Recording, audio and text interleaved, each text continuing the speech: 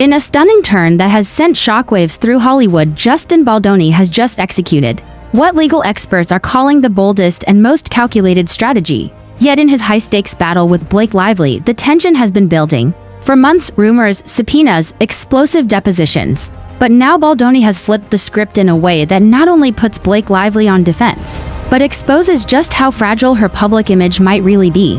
And while Blake has relied heavily on her carefully curated persona, this latest courtroom revelation might finally crack the foundation of her PR fortress. This isn't just a legal move, it's a strategic masterstroke that forces the court, the media, and even the public to reevaluate who's truly telling the truth in this tangled drama. Gone are the days when celebrity silence and a few Instagram-friendly appearances could steer public perception. Today it's all about receipts. And Baldoni may have just brought the kind of receipts that leave no room for spin. What's more, the fallout from this maneuver is already rippling beyond the courtroom. Hollywood insiders are panicking, PR teams are regrouping, even fans are turning on figures they once adored, because for all the talk of keeping things private, the battle between Justin and Blake has become a case study in how power, reputation, and strategy collide, and who gets burned in the process. So what exactly did Baldoni do? How did this single legal tactic change the trajectory of the entire case, and why are even Blake's allies now distancing themselves from the drama? Let's break it all down in depth. Just a few months ago, Blake Lively appeared untouchable. Her elegant red carpet appearances, glossy interviews, and curated social media posts painted a picture of someone confidently in control. Despite the noise surrounding the ongoing court case with Justin Baldoni, she stayed mostly silent, allowing her legal team and PR strategists to handle the growing controversy. And for a while, that approach seemed to work. Behind closed doors, however, the storm was brewing. Blake's team believed that time and image management would ultimately sway public sentiment in her favor by avoiding direct responses and leaning into her established Hollywood brand, the witty, stylish, relatable star. They assumed the court of public opinion would fall in line. After all, Blake had always been known for her carefully maintained media presence. Why would this time be any different? But what her team failed to fully grasp was that the game had changed. The rise of digital transparency, independent creators dissecting every legal filing, and a more skeptical public made it harder to rely on old-school PR techniques. People weren't just listening to press releases, they were reading between the lines, analyzing every expression, every absence, every contradiction. Worse still, while Blake's strategy was rooted in defense and image control, Baldoni had quietly been building a strategy focused on timing, pressure, and most importantly, truth. Court documents revealed that Baldoni's legal team had been anticipating Blake's moves for months. Every filing, every delay, every social media statement. Instead of reacting, they were preparing. They watched the spin unfold, gathered evidence, lined up expert testimony, and waited for the perfect moment to strike. And then came the pivot. What makes Baldoni's approach so impactful isn't just that it's legally sound, it's how it seamlessly blends courtroom logic with narrative control. In essence, he's flipped Blake's own PR playbook against her. Where she tried to maintain mystery, he brought transparency. Where she avoided specifics, he delivered timelines. And where she leaned on ambiguity, he filed motions with direct, irrefutable claims. At the heart of this strategy is a motion recently submitted to the court, one that exposes previously sealed communications and forces a direct legal response from Blake's team. In short, Baldoni is demanding the truth not just in the courtroom but in the public sphere. And the timing couldn't be worse for Blake. This latest motion ties directly to inconsistencies in her previous statements, both in interviews and filings. Sources close to the case say that Blake's legal counsel is now scrambling, not because the motion is aggressive, but because it's precise. It draws connections between vague statements and concrete evidence. It challenges the court to examine not just what was said, but what was omitted. The reaction behind the scenes has been tense. Publicists are reviewing old interviews. Assistants are combing through deleted social media posts. Hollywood figures who once supported Blake unconditionally are beginning to reconsider, not because they know she's guilty, but because they sense the tide is turning. And here's where Baldoni's move really shines. He's not just proving a point in court. He's framing a larger question for the public. If you've got nothing to hide, why fight so hard to stay silent? That's the question reverberating across timelines and group chats everywhere. Because this case, once dismissed by many as just another celebrity feud, has now become a litmus test for how truth is handled in high-profile conflicts. Baldoni's camp understands something fundamental. The audience matters. In an age where millions are tuning into live-stream trials, dissecting court documents, and following commentary from independent voices, legal narratives don't exist in isolation anymore. Public opinion can amplify pressure, and pressure can force results. And so with this bold new filing, Baldoni hasn't just changed the legal strategy, he's redefined the battlefield. The moment Baldoni's legal filing hit the docket, whispers began circulating. Initially, it was just a murmur, a few tweets, speculative posts in fan forums, and quiet texts exchanged among entertainment reporters. But within 24 hours, the motion had been partially leaked. Not the full document, but enough excerpts and summaries to ignite a wildfire of speculation. And with that leak, Blake Lively's carefully maintained public image began to fray. What makes this moment so significant isn't just the leak itself, it's what the leak implies. According to sources close to the case, the excerpts from Baldoni's legal team directly call out inconsistencies in Blake's prior testimonies and highlight a pattern of selective disclosure. In her public interviews, these aren't vague accusations. They're pointed, chronological, and backed by evidence that's now being filed into the official court record. Suddenly, Blake's silence isn't being interpreted as restraint, it's being read as avoidance. The media, which had until recently tread carefully around Blake's side of the story, began shifting. Articles once full of cautious phrasing and sympathetic framing started to include phrases like strategic omissions, potential contradictions, and PR-managed narratives. Behind the scenes, PR firms that once represented both Blake and other involved figures began making rapid adjustments. Some quietly distanced their clients. Others refused to comment. A few even issued internal guidance urging their talent to avoid weighing in publicly on the case, because the risk now wasn't just reputational, it was legal. And Baldoni's team had made it clear they were watching, documenting, and filing. Meanwhile, social media went into overdrive. TikTok creators were breaking down the leaked motion line by line, comparing it with Blake's past interviews and statements. Twitter, now X, lit up with side-by-side timelines. Even Instagram meme accounts, which normally stuck to pop culture fluff, began posting infographics laying out what Baldoni's filing alleged and why it mattered. And then came the real turning point, a viral clip from a 2023 red carpet interview, in which Blake had casually downplayed a specific incident, now revealed to be a major focal point in the court filing. In the clip, she's smiling, dismissive, and breezy. But now viewed through the lens of the newly released legal documents, her tone felt evasive, even manipulative, the internet noticed. Overnight, that clip was reshared millions of times across platforms. Users added commentary like, "This aged terribly," or "She knew more than she let on." The hashtag what did Blake know started trending. And just like that, public opinion began to shift. Baldoni's strategy was working. But it wasn't about humiliation, it was about pressure. Calculated, persistent, and designed to provoke a response. From a legal standpoint, the next steps were procedural deadlines for responses, motions for evidentiary hearings, and ongoing depositions. But from a public narrative perspective, Baldoni's team had already won a crucial battle. They had wrested control of the conversation. Blake's team scrambled to respond, but they were constrained by two things.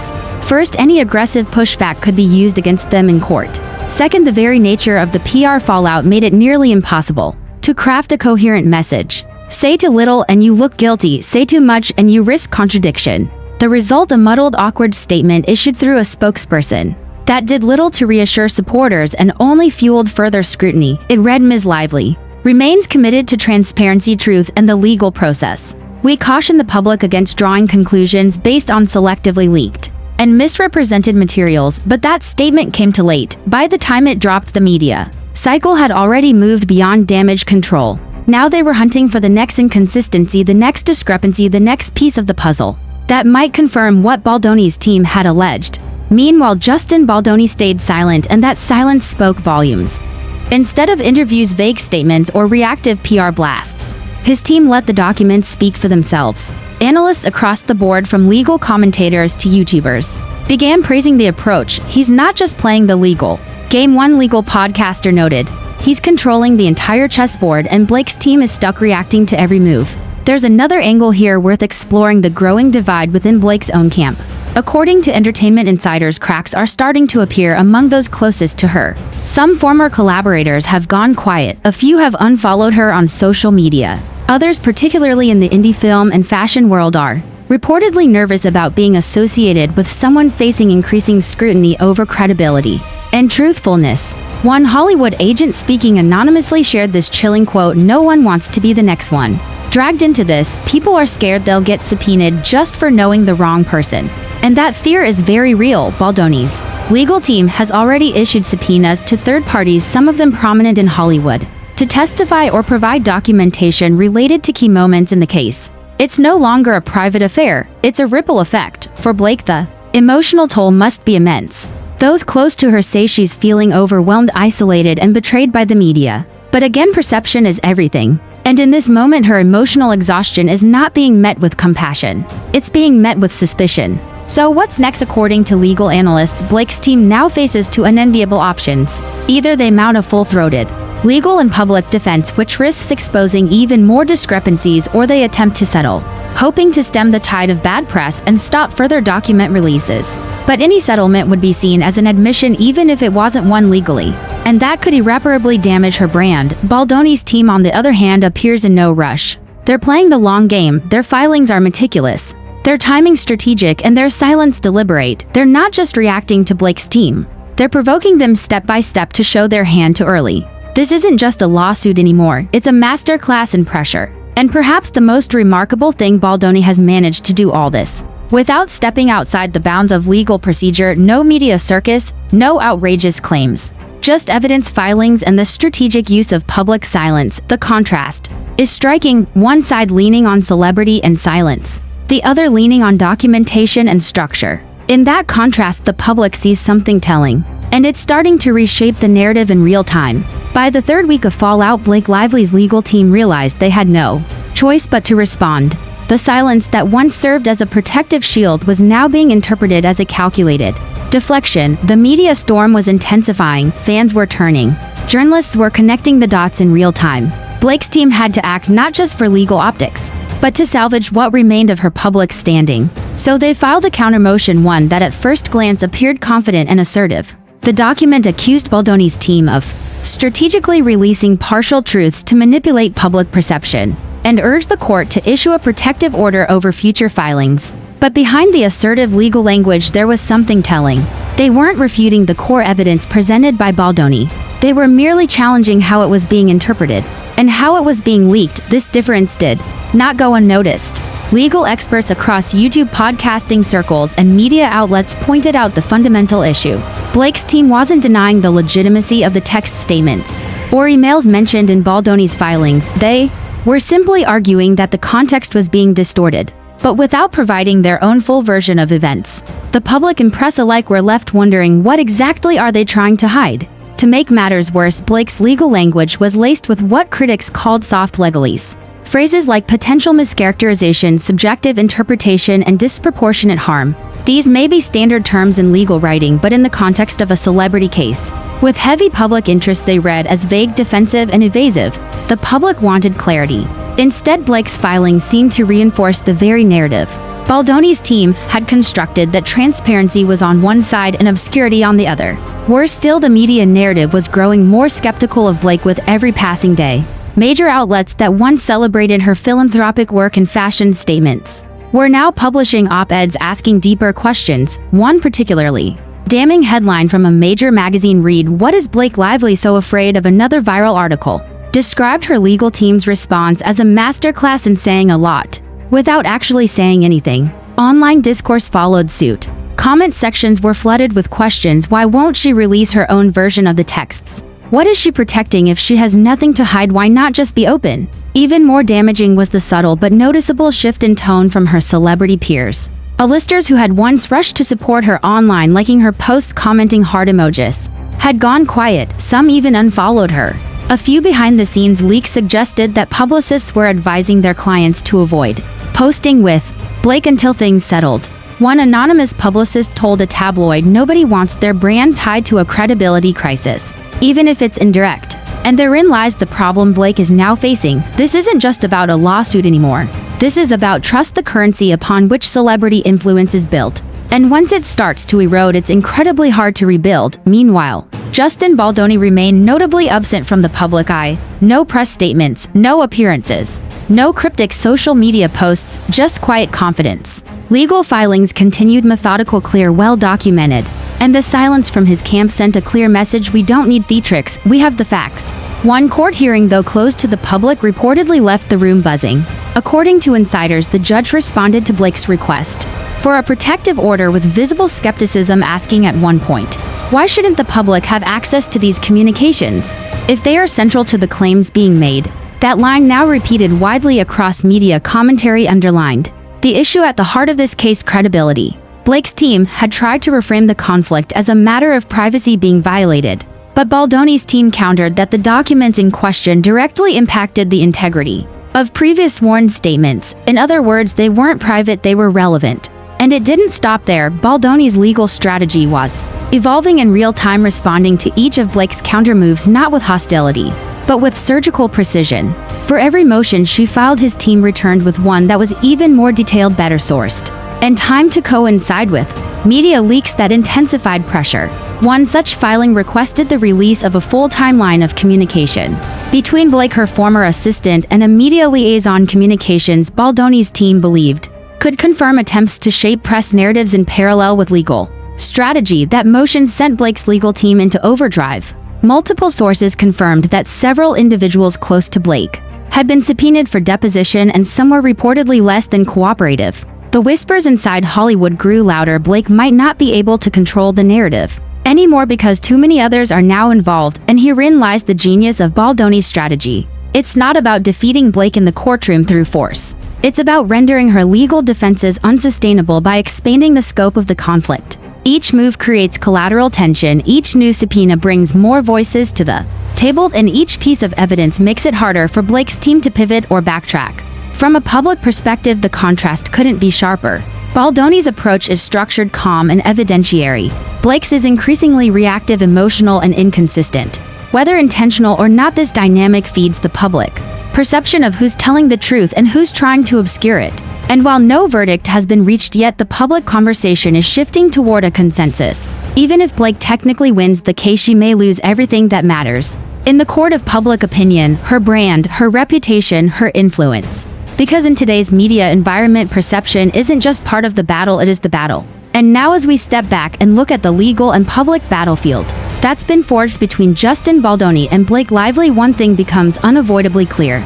This was never just a courtroom clash. This was a full-blown reckoning, not just for two high-profile celebrities, but for how truth, power, image, and influence collide in the modern media age. Justin Baldoni didn't just file motions and submit evidence. He rewrote the rules of how public narratives are shaped.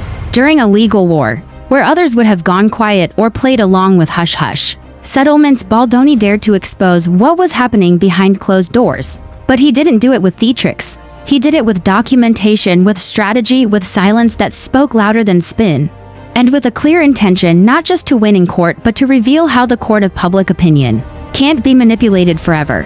Blake Lively, on the other hand, entered this fight from a place of strength, or so it seemed. She had the brand, the fan base, the public goodwill. For years she had carefully curated an image of wit, warmth, and relatability. But this case revealed something she may not have anticipated: that even the most pristine image can fracture when faced with real, measurable scrutiny. That silence isn't always seen as strength, sometimes it looks like fear. And that reputation, once taken for granted, can unravel with just a few contradictions. What began as a slow-moving legal feud between two public figures has now evolved into a cautionary tale for the entire entertainment industry. The old strategies, delay, deny, distract, simply don't hold up anymore. Not when every court document can be posted online within hours. Not when creators, commentators, and everyday fans can comb through timelines, interviews, and past statements with forensic precision. Not when receipts speak louder than PR. Justin Baldoni understood this. And while his legal filings may have triggered the initial headlines, it was his restraint and timing that turned the tide. He didn't need viral sound bites. He let others do the talking: lawyers, court transcripts, digital analysts, and an increasingly frustrated public.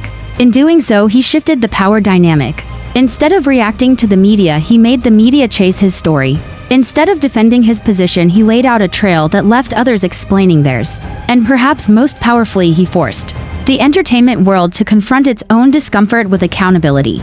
Because Blake's unraveling wasn't just about her alone. It was about the system that propped her up. The producers, the agents, the stylists, the platforms, all of whom benefited from her image, and all of whom began to step away when that image cracked. Baldoni didn't just expose a pattern of statements and omissions, he exposed the machinery behind the illusion. That's the part of the saga that may have the longest lasting impact. Because long after the verdict is reached, whether through settlement, trial, or dismissal. The echoes of this case will remain. Content creators will remember the subpoenas, publicists will remember the silence. Celebrities will think twice before they put on a smile and wave through controversy. And the public will remember that even those who seem untouchable can be questioned. And should be. Blake Lively, to her credit, has not been proven guilty of any crime. But the damage she's taken in the public eye isn't about guilt or innocence, it's about trust. It's about the gap between what was said and what was revealed. It's about the questions that never got real answers. And unfortunately, it's about a growing realization that her team may have underestimated just how quickly the world can shift against someone once seen as golden. There are still many questions left to be answered. Will Blake be forced to testify? Will other celebrities be dragged into the fallout? Will we see a full release of the communications and evidence Baldoni's team has hinted at for weeks? And most importantly, will this end in court or in the quiet negotiations of backroom deals? Whatever happens next, one truth can't be ignored: Justin Baldoni has already changed the game. He didn't need a smear campaign, he didn't need a social media crusade. He used the law, he used transparency, he used time. And with those tools, he dismantled one of the most tightly protected public images in modern celebrity culture. That's not just a legal victory, that's a cultural one, and the ripple effect has only begun. In the weeks and months ahead, we'll likely see others rethinking how they manage conflict. We'll see more transparency, more document releases, more accountability. And we'll see a growing appetite from audiences for authenticity over spin. This case, dramatic, emotional, messy, has become something more than just a tabloid headline. It's a mirror held up to the world of fame and influence. A reminder that beneath the polished photos and rehearsed interviews, real people make real decisions. Some of those decisions get exposed, and some of them come with consequences. For Justin Baldoni, this may be the moment that defines his legacy, not just as a performer or producer, but as someone who refused to back down when it mattered most. As someone who trusted truth to do what PR never could. And for Blake Lively, this may be a turning point, one that tests whether a comeback is still possible in an era where apologies need more than elegance, and redemption needs more than time, because in the end, the real question isn't just who wins the lawsuit, it's who comes out of it with their integrity intact. And from where we're standing, Justin Baldoni has made a compelling case, not just in court, but in the hearts of a public that's tired of being played. This isn't over, but the lines have been drawn, and Blake, she may finally be out of moves.